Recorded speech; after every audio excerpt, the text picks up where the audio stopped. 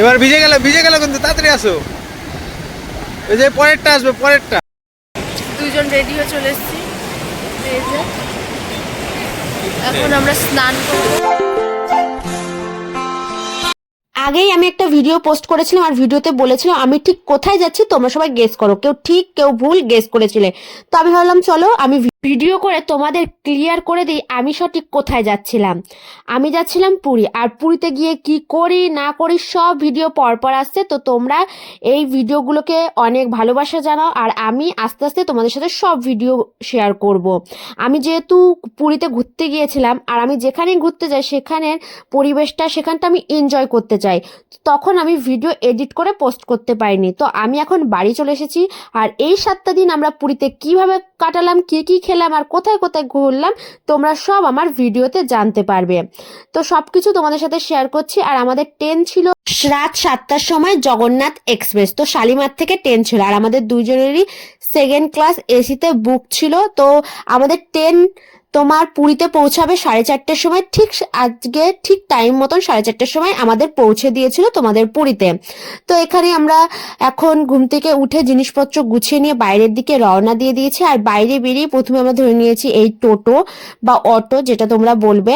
তো আমাদের hotel book করাই ছিল, তো আমরা ডাইরেক্ট হোটেলে পৌঁছে গেছি। আর হোটেলে পৌঁছাতে পৌঁছাতে ভোর হয়ে গেছিলো। হোটেলে একটু রেস্ট নিয়ে চা বা একটু ব্রেকফাস্ট খেয়ে দিয়ে আমরা এখন যাচ্ছি সমুদ্রের দিকে। আমি তো কখন থেকে অপেক্ষা করে রয়েছি যে কখন আমি সমুদ্রে যাব। আমি সমুদ্রের আগেও গিয়েছি, সেটা হলো তোমার দীঘার সমুদ্র, কিন্তু পুরীর সমুদ্র আমি এই প্রথম যাচ্ছি। আর পুরীর সমুদ্র দেখার একটা আলাদাই আনন্দ। আমি সবার মুখেই শুনেছি দীঘার সমুদ্র থেকে পুরীর সমুদ্র বলে অনেকই সুন্দর হয়, তার জন্য আমরা খুবই এক্সাইটেড হয়ে গেছি। আমরা এখনো এসে ড্রেস চেঞ্জ না করে দুজনে চলে এসেছি তোমার এই পুরীর সমুদ্র দেখতে। আর এসে আমি এতটা অবাক হয়ে গেছি, আর এত ঢেউ কি যে বলবো তোমাদের, বলে বোঝানো যাবে না। আমি মিস্টার মজুমদারের সঙ্গে এই প্রথম পুরীতে আসলাম। এমনিতেও আমি প্রথমবারই পুরীতে এসেছি, কিন্তু আমি দীঘাতে সমুদ্র অনেকবারই দেখেছি, কিন্তু এই যে এই পুরীর সমুদ্র, এটা দেখার মজাই আলাদা।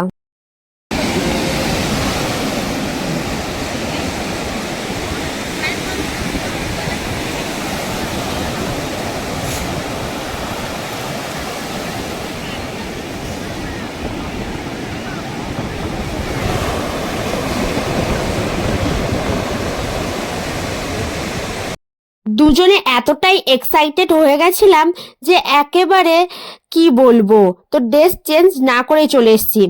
তো ভাবলাম চলো একটুখানি পা ভিজিয়ে নিয়ে আবার হোটেলে যাওয়া যাবে, আবার ড্রেস চেঞ্জ করে এসে আমরা স্নান করব। আর আমার অবস্থা তো দেখতেই পাচ্ছ, সোয়েটার পরেছি, হাওয়া হচ্ছে হালকা হালকা ঠান্ডা, তবু আমি পাগলের মতন সমুদ্রের জলে ঝাঁপিয়ে পড়তে চাচ্ছি। মিস্টার মজুমদার বলল দাঁড়াও, আমরা 5 মিনিট পরে হোটেলে গিয়ে আবার ড্রেসটা চেঞ্জ করে এসে সমুদ্রে আবার পা ভেজাবো। তো আমি এখানে ওর কথা না শুনে আগে আমি চটিটা খুলে রেখে এসে আবার বলছি না, আমি এখনই একটু পাটা ভিজিয়ে তারপর আমি হোটেল রুমে যাব। কারণ না আমার সমুদ্রে অনেক দিন পর আমি সমুদ্রে এসেছি, আর আমার খুবই ভালো লেগেছে। আমার পাহাড় সব থেকে বেশি ভালো লাগে, কিন্তু সমুদ্রে এসে এই পুরীর সমুদ্র কেন জানি না খুবই ভালো লাগছিল আমার কাছে। দীঘায় আমি 3-4বার গেছি, কিন্তু এই পুরীর মতন যেই ঢেউ সেটা আমি কোনো সময় দীঘার সমুদ্রে দেখতে পাইনি।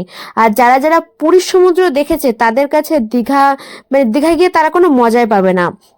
যেমন যারা গ্যাংটক গেছে তাদের কাছে দার্জিলিং গিয়ে কোনো মজা পাওয়া যাবে না, ঠিক সেই রকমই।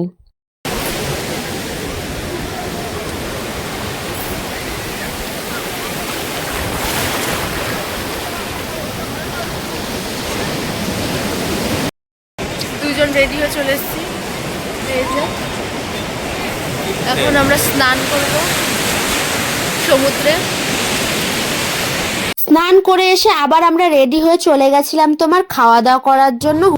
লবণ, আচার, এখানে আলু ভাজা, আর এই যে পাঁপড়, ডাল, ফিশ কারি আর মিষ্টি। এখন আমরা সমুদ্রের পাড়ে যাচ্ছি, কিন্তু ওদের তো অন্ধকার গো। সন্ধেবেলায় ঘুম টুম থেকে উঠে এখন যাচ্ছি সমুদ্র তটে। চলো যাওয়া যাক। রাতের সমুদ্র যে এত সুন্দর হতে পারে সেটা আমি কখনো কল্পনাই করতে পারিনি। রাতে চারিদিকটা যখন নিস্তব্ধ হয়ে যায় তখন সমুদ্রের একটা সুন্দর গর্জন আছে, সেটা খুবই সুন্দর লাগে, যেমন ভয়ঙ্কর তেমনই সুন্দর। আর এই যে চারিপাশটা কালো হয়ে গেছে আর এই যে সমুদ্রের এই যে ঢেউয়ে সাদা সাদা ফেনা, এটা দেখতে আরো মজা লাগে। তুমি 2-3 ঘন্টা এই সমুদ্রের গর্জন শুনতেই থাকতে পারবে। এখন আমরা সমুদ্র পাড়ে এসেছি, মানে একটু ঘুমিয়েছিলাম, লাঞ্চ করে ঘুমিয়েছিলাম, তারপর এখন সমুদ্র পাড়ে এসেছি সমুদ্রের সুন্দর আওয়াজ নিতে, আওয়াজ নিতে না, সরি, শুনতে পাচ্ছ তো তোমরা? শব্দ শুনতে পাচ্ছ তো? সমুদ্র পাড়ে কিছুক্ষণ দাঁড়ানোর পর এই আশেপাশের স্টলগুলো আমরা একটু ঘুরে দেখছিলাম। তো স্টলে অনেক জগন্নাথ দেবের অনেক মূর্তি ছিল, অনেক গিফট এইসব ছিল। তো আমরা ভাবলাম চলো এক নজর দেওয়াই যায়, কারণ কি সবার যে হুকুম হয়ে রয়েছে গিফট নিয়ে যে না গেলে বাড়ি ঢুকতে দেবে না। তো দুজনে মিলে সেইগুলোই দেখাদেখি করছিলাম। তো একটা ফাস্টফুডের দোকান দেখতে পেলাম আর আমার দেখে খুবই লোভনীয় লাগলো। তো সেখান থেকে অর্ডার করে দিলাম আমরা একটা চিকেন এগ রোল। দেখতেই পাচ্ছ এই যে চিকেন এগ রোলটা, আর এটা না আমাদের ওখান থেকে না অন্যরকমই ছিল। এই যে যে রুটিটা দেখছো সেটা না সেকা ছিল, কোনো তেলে ভাজা ছিল না। তো খেতে খুবই টেস্টি ছিল আর চিকেনগুলো পুরো ভরপুর ছিল। তারপরে দুজনে এই শীতের মধ্যে 2 কাপ গরম গরম চা খেয়ে নিলাম। চা খেয়ে এখন হোটেলে চলে যাব। খাও, নিচে করো মোবাইলটা তোমার উপরে।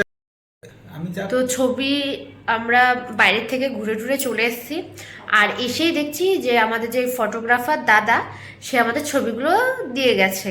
তো চলো তোমাদের সাথে ছবিগুলো আমরা শেয়ার করি যে আমরা কেমন ছবিগুলো পেয়েছি হাতে, আর কেমন কোয়ালিটির ছবিগুলো তুলে দিয়েছে আমাদের এই ক্যামেরাম্যান দাদা, সেগুলো তোমাদের সাথে শেয়ার করছি। তো দেখতে থাকো। এই যে আমরা প্রায় 11খানা ছবি তুলেছি। এই যে মিস্টার মজুমদার আর আমি, বাবা লাভের মধ্যে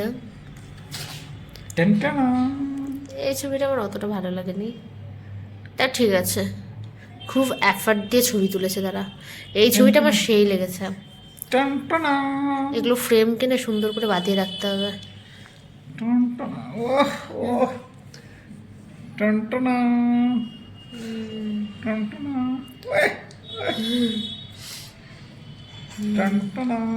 বাহ, দিকে একটু দিকে ঘোরা, সুন্দর উঠেছে ছবি।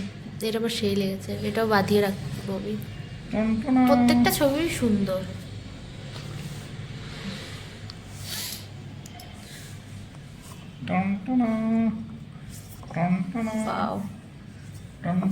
পোজগুলো অবশ্যই ওরাই বলে দিয়েছে সুন্দর করে। আজকের ভিডিও আমি এখানেই শেষ করছি, দেখা হবে নেক্সট ভিডিওতে।